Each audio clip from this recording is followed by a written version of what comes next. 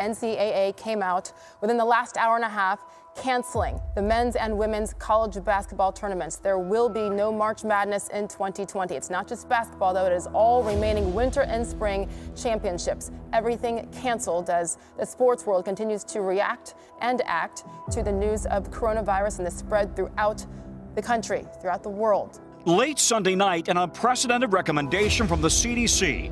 All in-person events of 50 or more people should be canceled for the next 8 weeks.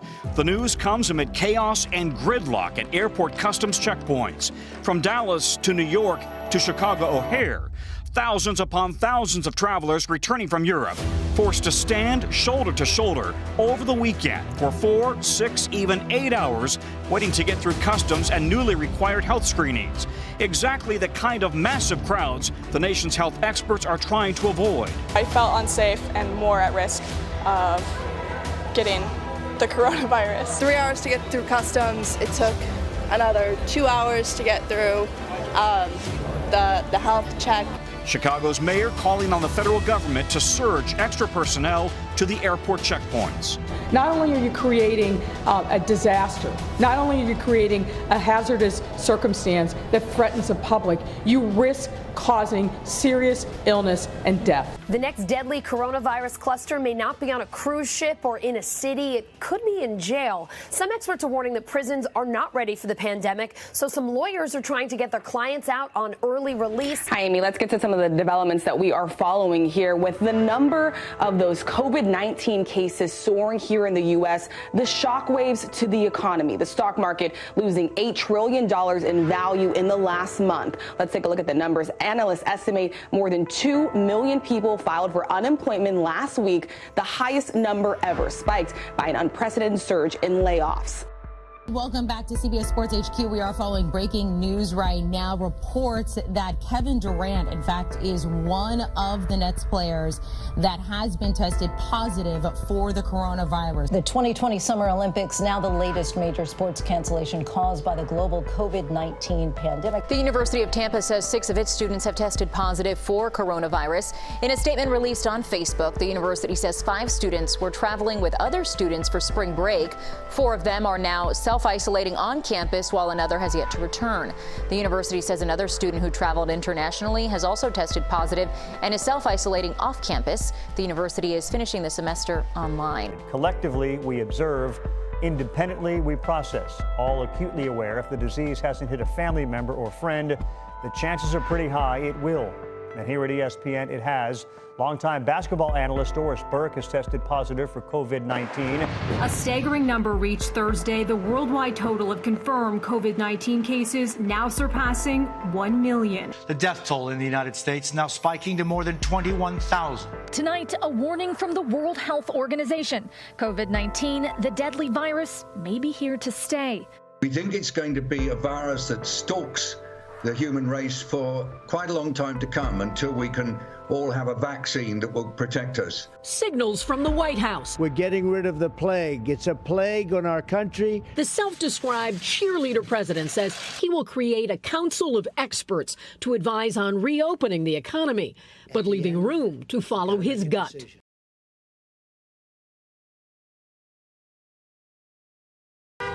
Operation Gridlock is underway, and we are in the middle of it. Take a look. We've got 3 lanes of traffic right now on Capitol. In front of the Capitol, people have lined up in their cars. They've come from all over the state, upset with the governor and the stay-at-home order. They say that they're ready for this order to be lifted. They want to get back to work. They want to get back to doing things that they love, like fishing and golfing. We saw a couple people who had boats. And take a look, the number of people goes down the block. People have been honking and gathering since about 9 o'clock this morning. The official protest just getting underway here. And basically what people are saying when we stop and talk to them is that they think that people are smart enough to make their own decisions to stay safe during this coronavirus outbreak without being told what to do. Across the country, protests are spreading from Texas to North Carolina to Virginia. I'm out here today because I don't think that the government really has any business telling us what we can and cannot do. and Minnesota, where there's a strict stay-at-home order until May 4th. We want the governor to know that we have a voice too, and we are here, and we don't want to be on lockdown anymore. In New Jersey, where 95% of the state's long-term care facilities have coronavirus, a gruesome discovery. Authorities say they found 17 bodies crammed inside a small morgue at the state's largest nursing home.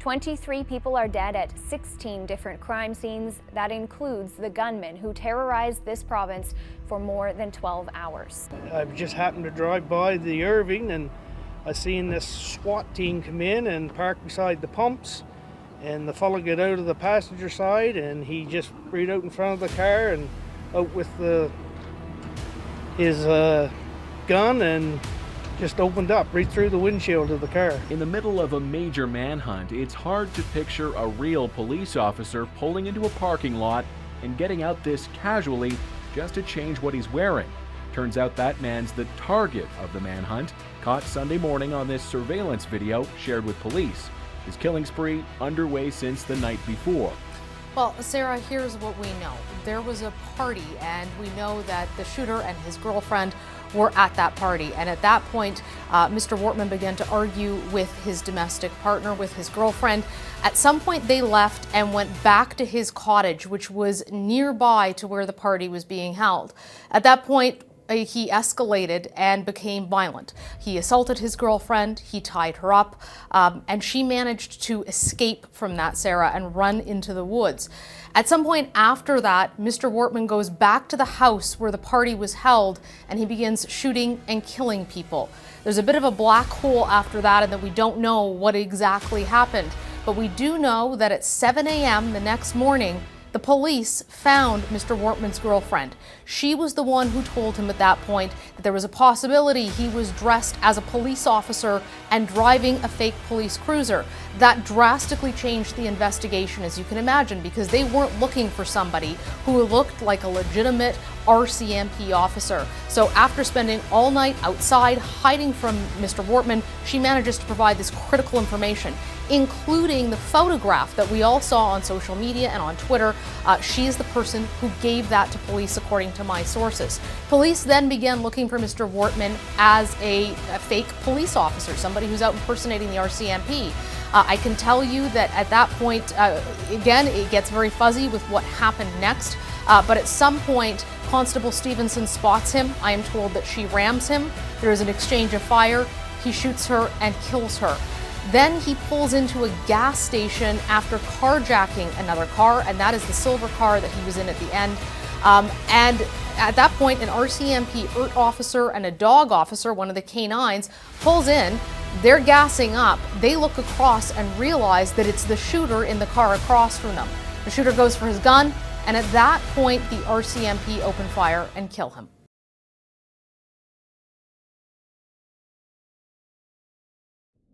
26 U.S. Navy warships have confirmed active coronavirus cases on board. Parts of the country have begun to lift pandemic restrictions tonight. At the same time, the number of deaths in the United States has now reached a stunning 50,000. Overseas, as the virus continues to spread, medical workers struggle to secure scarce equipment. That includes countries in Africa, which this week saw infections surge by more than 40%. The population at one Michigan prison, more than half the people tested have tested positive for COVID-19. Well, nearly 600 inmates at a Middle Tennessee prison have tested positive for COVID-19, and the staff is being blamed for the outbreak.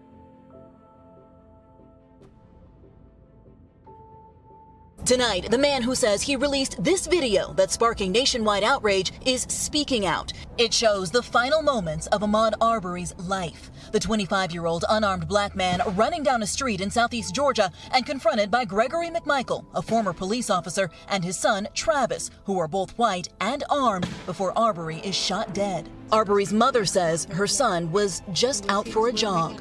He was a no ma'am, yes ma'am type of fellow. I mean, if he could help you, he would.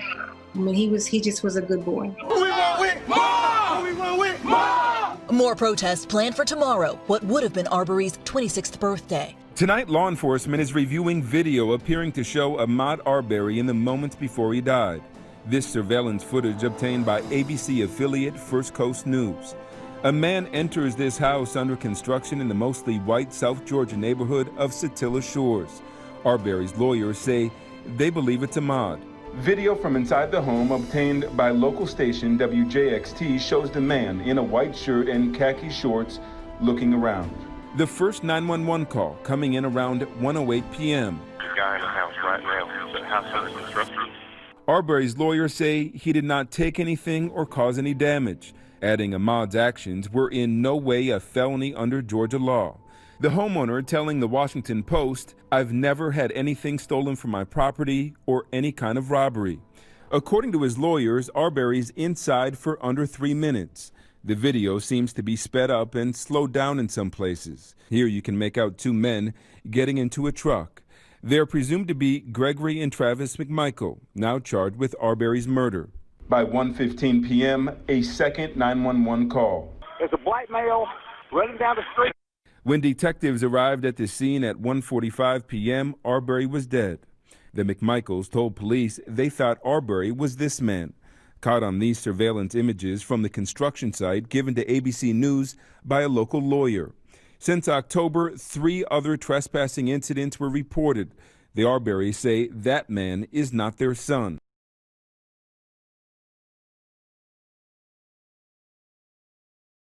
Please, yep, man. I appreciate that. Please, yeah, please. I didn't know, man. I didn't know. Adam knows me, bro. Stay here. You take a seat in that car. Yes, sir. In the car. Yes, sir. Stop moving. Please, man. Please, man. You got an ID on you? I got one at home. All right, what's your name? George. George? George Perry Floyd. God, don't leave me, man. Please, man, don't leave me, man. Oh, please don't leave me, man. Yeah, just unlock the door for me. I'll beat it there. Hey. Stand up. Stop falling down. I'm claustrophobic, man. Stand up. I'm claustrophobic. Stay on your feet and face the car door. I'm going down. I'm going down. I'm going down. Get in the squad. I'm going down. I'm going down. I'm not going to leave you. Right side back. Mama. Mama. I cannot breathe. I cannot breathe.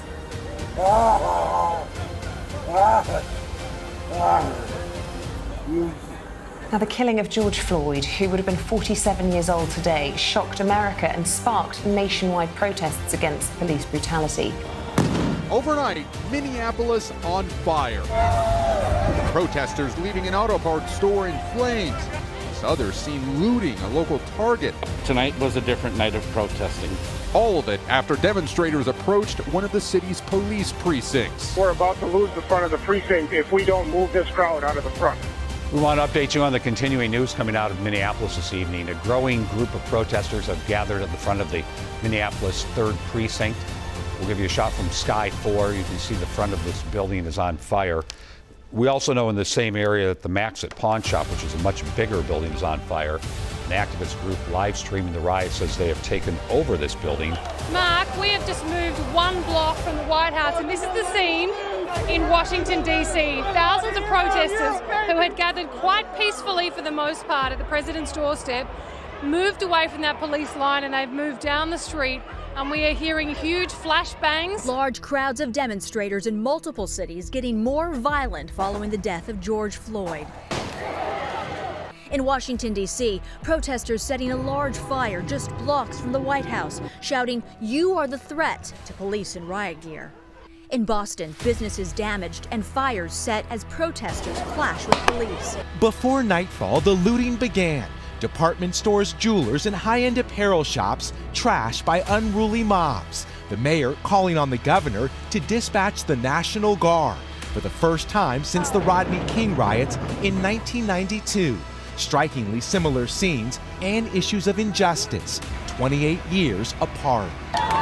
The outrage building nationwide. In Los Angeles overnight, Black Lives Matter protesters blocked a major freeway. This man jumped on a police cruiser as it sped away. As outrage spreads over the killing of George Floyd in the U.S., protesters have taken to the streets around the world. Rarely have protests over deaths in custody drawn so many Australians. Tens of thousands rallied in Australian cities, great and small. Their focus, hundreds of Aboriginal deaths in jails and police stations in the past 30 years, with no police officer ever found guilty. Here, the death of George Floyd has suddenly created widespread anger about an Australian problem. After 3 nights of protest and violence, the state of emergency in Los Angeles mirrored by pockets of anarchy nationwide. Described as all hell breaking loose in Seattle when police lost control of downtown, crowds destroyed, then took over their vehicles. And over the weekend, this woman seen in a video obtained by the Daily Mail now facing federal charges after allegedly throwing a Molotov cocktail at a police car. In Brazil, demonstrators have been raising their voices against the killing of black people, mainly in poor neighborhoods called the favelas. We're here in support of the great uprising of the black people and of all colors for the crime against George Floyd committed by big policemen of the United States. We can't peaceably protest in the streets without getting tear gas thrown at us for what? With demonstrators out in force again today, a violent takedown in Philadelphia, where a Foot Locker was looted after more than a dozen officers were injured there last night. With tear gas choking the streets of Miami, police battled protesters to keep control of their headquarters. With banks burned, highways shut down, and City Hall on fire in Nashville, there was more than 1,000 arrests. Like I say, police had been monitoring this group all night long, and as they made their way within blocks of the 9th Police Precinct, the police put a stop to it. We're marching peacefully, and they attacked us. I'm here to announce that former Minneapolis police officer Derek Chauvin is in custody. Former Minneapolis police officer Derek Chauvin has been charged by the Hennepin County Attorney's Office with murder and with manslaughter.